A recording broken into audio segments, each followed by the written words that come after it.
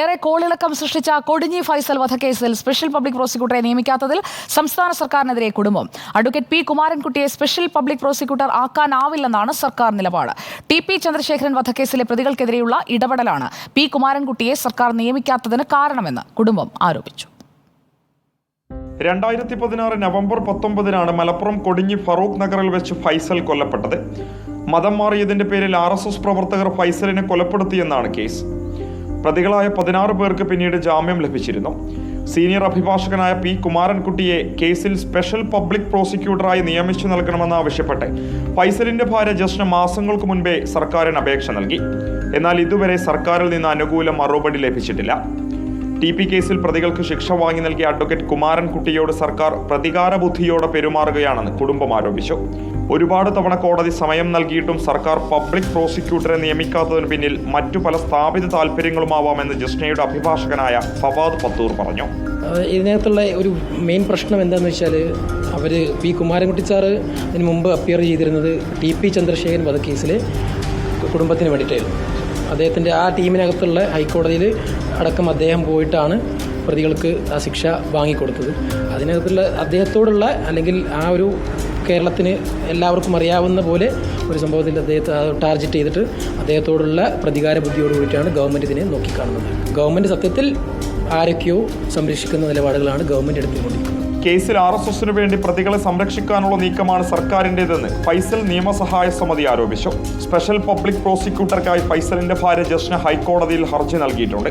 നേരത്തെ അനിൽകുമാറായിരുന്ന ഫൈസൽ ഇസ്ലാം മതം സ്വീകരിച്ച ശേഷം ഭാര്യയും 3 മക്കളും മതം മാറിയിരുന്നു. മറ്റു കുടുംബാംഗങ്ങൾ കൂടി മതം മാറാനുള്ള സാധ്യതയെ തുടർന്നുള്ള വൈരാഗ്യത്തിലാണ് RSS VHP പ്രവർത്തകരായ പ്രതികൾ കൃത്യം നടത്തിയതെന്നായിരുന്നു പോലീസ് കണ്ടെത്തിയത്. റിപ്പോർട്ടർ തിരൂർ. മുബഷിർ പി അക്ബർ നൽകും കൂടുതൽ വിവരങ്ങൾ. മുബഷിർ പി അക്ബർ, കൊടിഞ്ഞി ഫൈസൽ വധക്കേസിൽ ഭാര്യ ജസ്ന ആവശ്യപ്പെടുന്നത് പി കുമാരൻകുട്ടിയെ സ്പെഷ്യൽ പ്രോസിക്യൂട്ടർ ആക്കണമെന്നാണ്.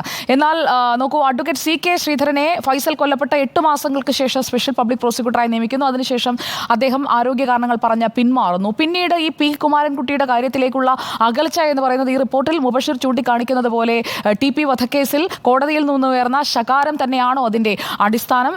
ഇന്നലെയും ഈ കേസ് പരിഗണിക്കേണ്ടതായിരുന്നില്ലേ?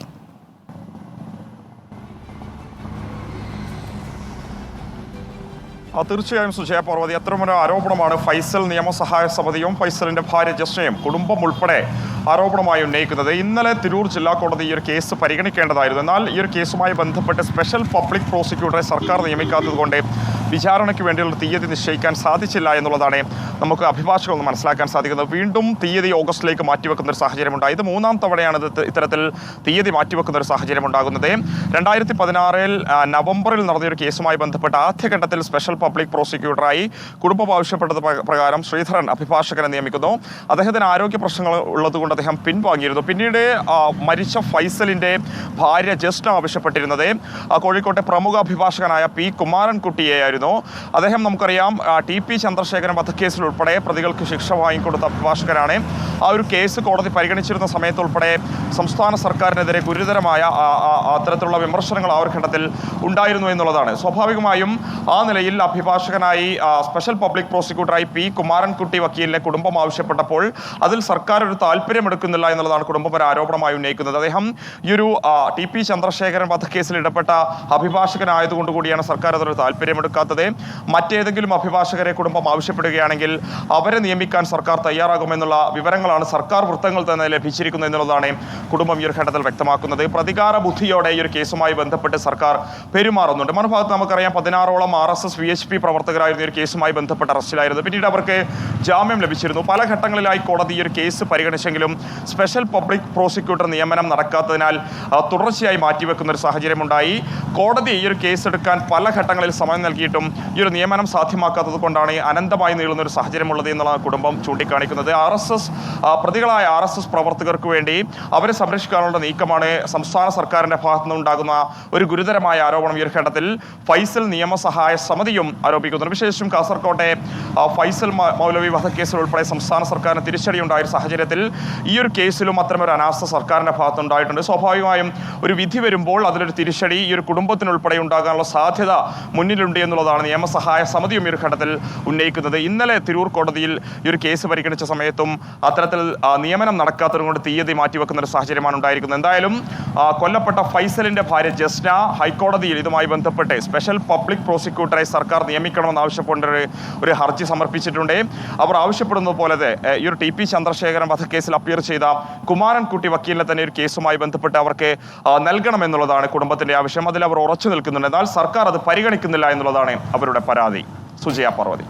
അഡ്വക്കേറ്റ് പി കുമാരൻകുട്ടി, അതോടൊപ്പം തന്നെ അഡ്വക്കേറ്റ് കെ സാഫൽ, ഈ രണ്ട് പേരുകൾ ജസ്നയുടെ ഭാഗത്ത് നിന്ന് ഹൈക്കോടതിയിൽ സമർപ്പിച്ച ഹർജിയിൽ ആവശ്യപ്പെടുന്നുണ്ട്. ഇതിൽ ഒരാളെയെങ്കിലും ഉടൻ തന്നെ അനുവദിച്ചില്ല എന്നുണ്ടെങ്കിൽ ഈ കേസിന്റെ സിറ്റിംഗ് നീണ്ടുപോവുകയാണ്. കൊലപാതകം നടന്നിട്ട് ഇപ്പോൾ 8 വർഷമാകുന്നില്ലേ മുബഷീർ?